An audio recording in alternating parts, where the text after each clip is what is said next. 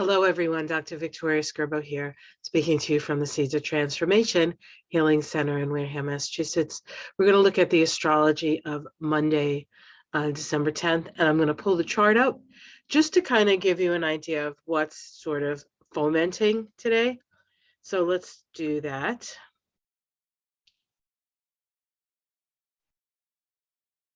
Okay, so this is a pretty simple chart. It's not the usual million points, million point charts that I show you. But I want to point some things out. First of all, of course, the sun is in Capricorn today. The moon is in Aries. The moon is going to shift into Taurus today. And so that Aries energy, that energy of wanting to get things started, etc., very instinctual energy of Aries shifts into the more sort of stabilizing force of Taurus.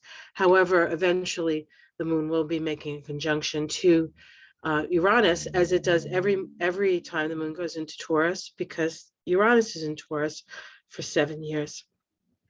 A couple of things about this chart today.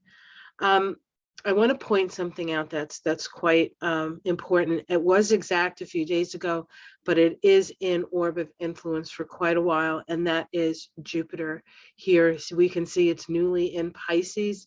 It moved into Pisces at the end of 2021, and it is actually square the nodes, and we can see that the nodes are very, very close to the end of their journey through Gemini and Sag. The nodes of the moon have a mean retrograde motion. So actually when a node goes into a sign, it goes into the sign at 30 degrees and exits the sign at 0 degrees going into the next sign. And that is actually going to happen on the 18th of January. And that's going to start a whole new lunar cycle. And the lunar cycle, the lunar nodes indicate the direction of our collective evolution.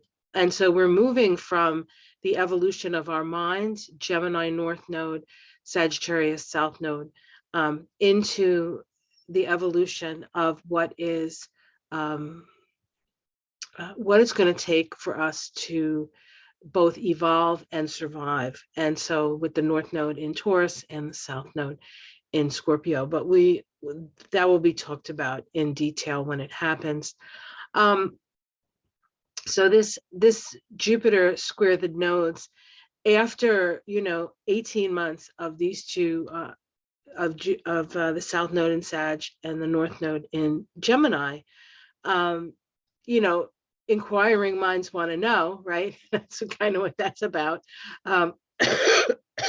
Excuse me a second. I think I caught my husband's cold. All right. We have Jupiter here in Pisces asking us what is true and what do we believe, what don't we believe. And Jupiter is in Pisces, which is a powerful position for Jupiter. Eventually in April, Jupiter is going to meet up with Neptune in Pisces. The interesting thing about Neptune and Jupiter both being in Pisces is that the modern ruler of Pisces is Neptune and the classical ruler of Pisces is Jupiter. And so this is sort of a double, we're sort of doubling down on the Pisces energy, which is there to show us that we're all in this together. And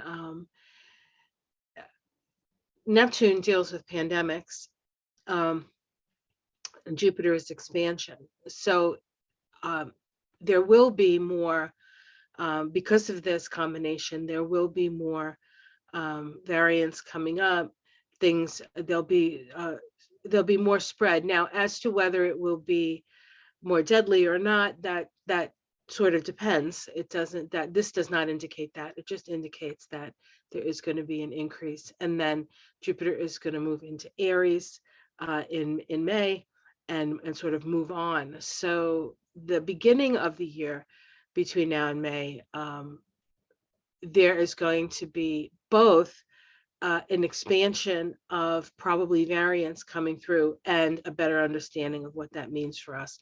At the same time, we do have Jupiter square the nodes. The resolution node for Jupiter squaring the nodes actually is the South Node in Sagittarius. And so what do you believe to be true? You must look to the past to see how your belief systems and whether your belief systems hold water. And of course, many of us have had challenges to our belief systems over the past 18 months. And it has required a certain amount or quite a bit of open-mindedness to really evolve. Those who are still stuck in the past, those who are still stuck in what they believe to be true, from actually an intuitive sense. Not that our intuition may not be off, but we do need to challenge our intuition with facts. And that's important. That's an important thing. So that's still sort of generally in the mix, so to speak.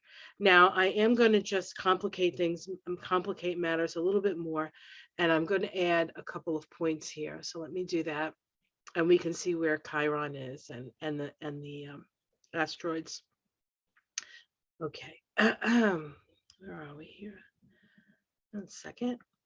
Okay, so I had to catch up to you. Okay, we can see a lot of things filled in here. Here we have Vesta in Sagittarius, focusing on our beliefs. It's within 10 degrees of Mars here. So Mars, of course, in Sagittarius, moving forward on our beliefs. And it will this week come up to an exact last quarter crisis in consciousness square with Neptune. We can sort of see that happening right now. Mars and Juno, not Juno, Pallas Athena are square.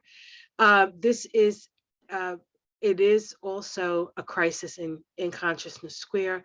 Pallas Athena deals with social justice, and we have it in Pisces, social justice for all. So our actions need to align with our sense of social justice for all, not just a certain elite group of people. All right, what else do we have here? Here's Juno right here, conjunct the sun. Juno is feminine power, but it's also partnership. So this is about a need for partnership in what we are experiencing now. Here's Eris, which has been at this degree, back and forth 2023, 24, 25 for the last couple of years. And the moon just went over that. So that sort of happens at night. Well, here anyway, I'm sleeping. So that can spark some discontent. And here's Ceres here, conjunct the South Node. Now, Ceres is now at 28 of 2801 of Taurus. The node will conjunct Ceres at some point, though I believe both be moving retrograde at that time. All right, what else is going on here that I might want to mention? And of course, here's Uranus here, squaring Saturn and also squaring Mercury. Now, Mercury is slowing down. It is going to be going retrograde at the end of this week. So it will station, and it's kind of stationing on that Uranus. So it's going to be like sort of a Saturn, not exact, but not Saturn, Mercury, Uranus square. It's retrograding. It'll be in square to Uranus. And so we're going to have to start to rethink our relationship to the collective, because it's in Aquarius. It's going to go back into the last degrees of Capricorn, and we'll be rethinking our relationship to the structure of power within governments and institutions and stuff like that. So a lot ahead for us. I know that was a lot of information, and I know you guys like me to go outside and such, but I decided there wasn't much to see outside, and I wanted to get this up as soon as possible. Hold on, I'm trying. I can't talk and do things at the same time. It's terrible. Okay, here we go. All right, there we go. I'm back. All right, guys, have yourself a great day. Like and subscribe. We're still trying to figure out what we believe to be true. The moon moving into Taurus is going to stabilize things, at least for a little while. And you may not feel quite as antsy and angry with that. Or if you do, it's going to go under. It's going to go under the ground. Utilize that for to get things done, and to perhaps stabilize some of the things that are associated with Taurus, which can be money, and resources, and really connecting with what is most essential in your life.